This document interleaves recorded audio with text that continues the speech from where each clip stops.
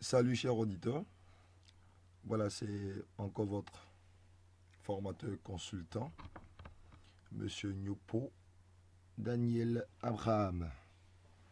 Aujourd'hui je veux juste vous montrer comment programmer le salé catégoriel et l'impôt sur salé sur le logiciel Sage P et RH. C'est important. Et voilà, donc c'est pas toute la programmation que nous allons faire. Mais je veux juste vous montrer une petite partie de la programmation et comment ça se passe pour ceux qui travaillent avec le logiciel Sage P et RH. Voilà. Et donc, on va commencer par le salaire catégoriel et on va terminer par l'impôt sur salaire. Ok. Comment ça se passe? Voilà. Si vous êtes sur le logiciel Sage P et RH, pour programmer ces deux éléments que je viens de citer, voilà, vous allez tout d'abord vous diriger vers le menu liste. Vous voyez là où la flèche de la souris, où j'envoie la flèche de la souris, le menu liste. Parce que sur ce logiciel, toute programmation se fait à partir du menu liste. C'est comme ça. Voilà. Et donc je clique sur le menu liste, je vais voir des éléments dedans. Voilà. Pour la programmation, je dirais des éléments du salaire.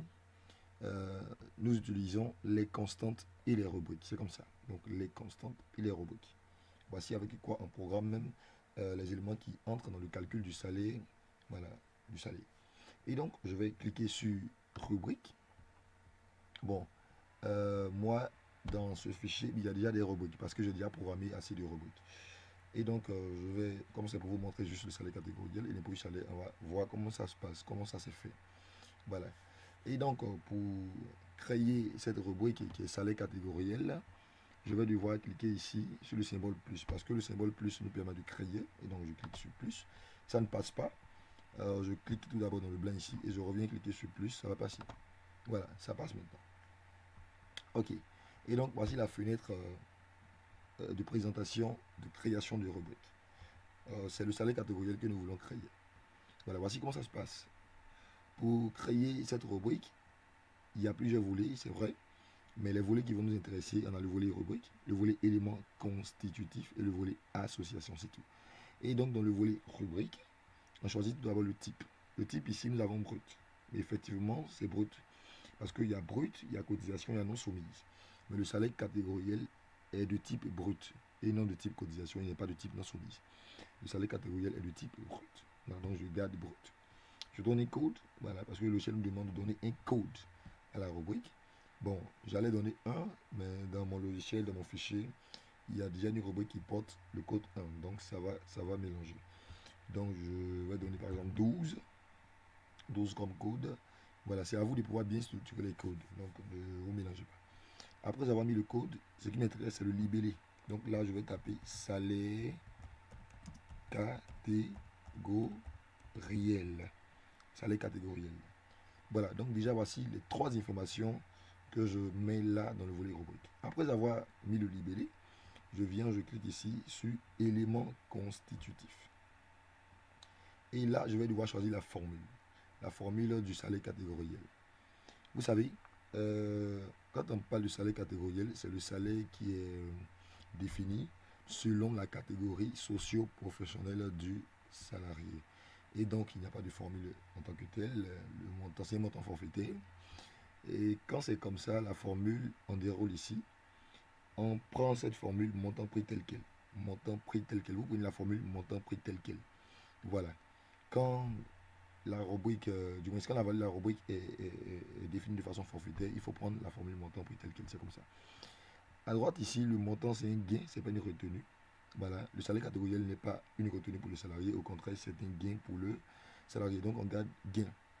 Ok, juste en bas, je vois un tableau dans lequel il va falloir définir même proprement dit cette formule-là. Étant donné que nous avons pris montant prix tel quel, la colonne de nombre est désactivée. Voilà, on ne peut rien faire ici. La colonne de base est désactivée, la colonne de taux est désactivée. C'est seulement la colonne de montant qui est activée. Et donc là où ils ont mis 0, ça va dépendre. Je laisse 0 ou je mets quelque chose. Mais pour le salaire catégoriel, on ne va pas laisser 0. Il y a une constante prédéfinie par les concepteurs même du logiciel prédéfini, qui récupère la valeur du salaire catégoriel que vous mettez lors de la création du salarié. Voilà. Et cette constante, elle est dénommée salle base, comme vous le voyez à l'écran.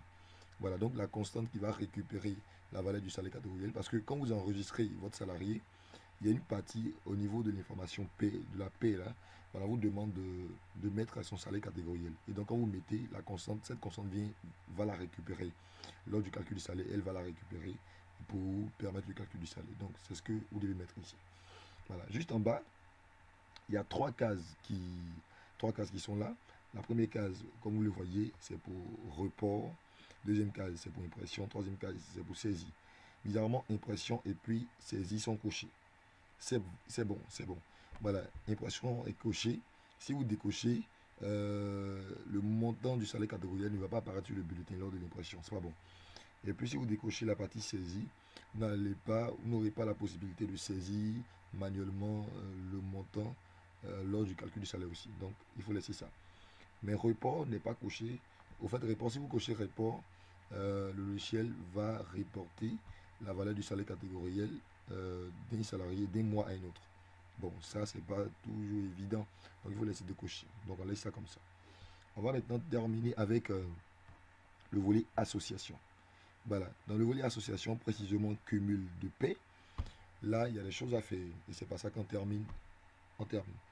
Et donc, on nous demande comment est-ce que le salaire catégoriel va se cumuler dans ces différents éléments qui sont de part et d'autre, à gauche et à droite. Et donc, à gauche, déjà le brut, il a mis plus, évidemment. Voilà, le salaire catégoriel fait partie du brut. Donc, on va garder plus, on ne va pas changer. Le salaire catégoriel fait partie du brut. On ne change pas ça. Voilà. Le salaire catégoriel n'est pas une cotisation salariale. Donc, c'est non. On va garder ça aussi. Le salaire catégoriel n'est pas une cotisation patronale. Donc, on garde non. Le salaire catégoriel n'est pas un avantage en nature. On garde non. Le salaire catégoriel entre dans le brut imposable. Brut imposable, c'est important. Il entre dans le brut imposable. Au fait, ici, j'ai changé. Sinon, auparavant, c'était net imposable. Net imposable. C'est moi qui ai changé. Voilà. Et puis ici, c'était pas soumis social, c'était, je crois, un brut partiel 1. Ah, donc là, j'ai changé. Voilà. Je ne vais pas vous montrer comment on change. Mais sinon, on change tout ça. Voilà. Donc, brut imposable, évidemment, le salaire catégoriel entre dans le brut imposable. Quand on parle de brut imposable, c'est le salaire brut imposable. Ou encore l'assiette de calcul des impôts au niveau de la DGI. C'est ce qu'on appelle brut imposable. Donc, il entre dedans. Le net à payer, évidemment, le salaire catégoriel entre dans le net à payer. Donc, c'est plus. Soumis social représente le salaire brut social. C'est l'assiette de calcul des cotisations de CNPS. Donc là, le salaire catégoriel entre. Mais ici, ils ont mis non. Donc, on va dérouler. Je déroule et je mets plus. Je mets plus pour dire que le salaire catégoriel entre dans la base de calcul des cotisations de la CNPS. C'est important. Voilà, oui, à brut partiel 2, c'est pas la peine de vous laisser. Non, laissez ça comme ça. On s'en fout de ça. Voilà, quand on vient à droite, ils ont mis base du brut horaire. Ils ont mis non. Bon, tout ça même, c'est pas trop important. On peut laisser ces éléments-là. Voilà, mais moi, d'habitude, je mets plus. Donc, on peut dérouler pour prendre plus. Voilà, assiette de la CSG1, vous pouvez laisser tout ça, CSG2, RDS1, RDS2, on peut laisser tout ça. Et on prend la partie brut congé année en cours. Quand on dit brut congé année en cours, c'est le salaire perçu, voilà, le salaire perçu sur la période de référence. Et c'est que vous avez déjà entendu parler de période de référence. Quand on veut calculer l'ACP, vous voyez un peu, l'ACP, allocation de congé payé, qui est égal à salaire moyen journalier multiplié par la durée de congé en jour calendaire. Le salaire moyen journalier lui-même qui est égal au salaire moyen mensuel divisé par 30. Et le salaire moyen mensuel qui est égal au salaire perçu sur la période de référence divisé par 12.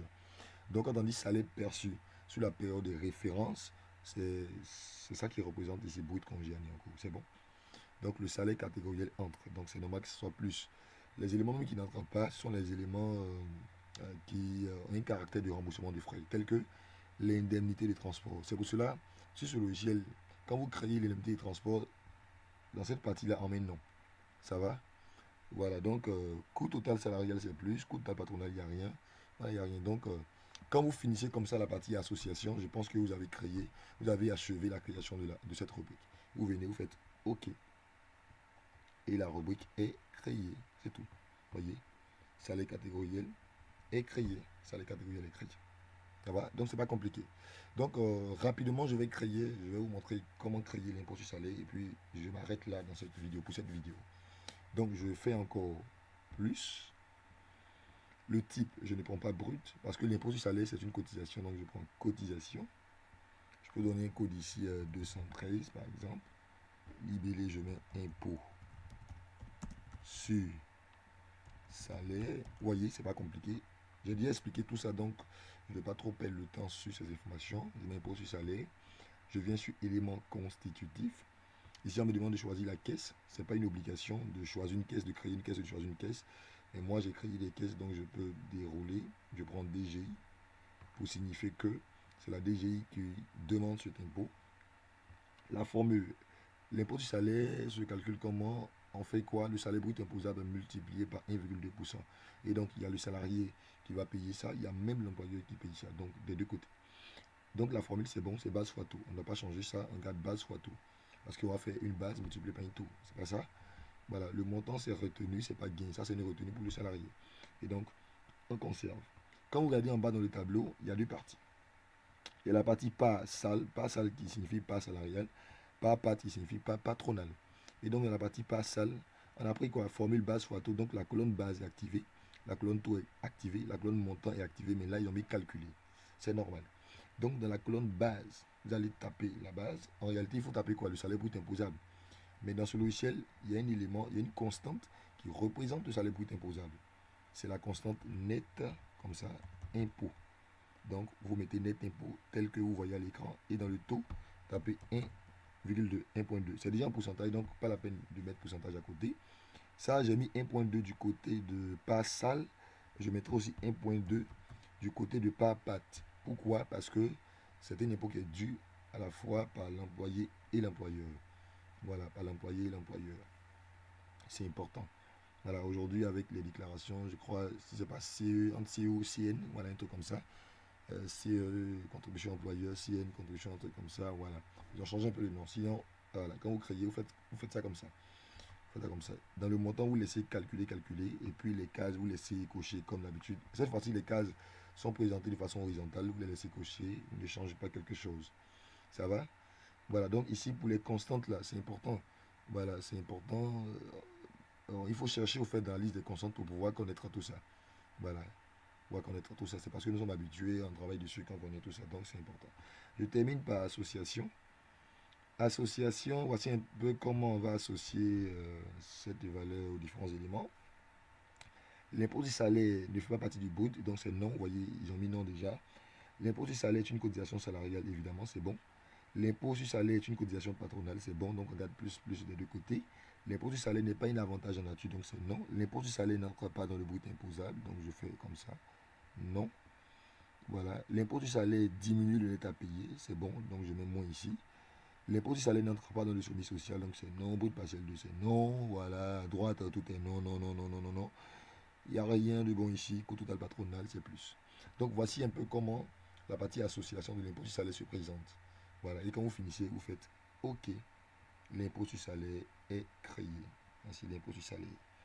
Donc voici un peu comment il fallait programmer le salaire catégoriel et l'impôt sur salaire. Donc c'est pas chose difficile.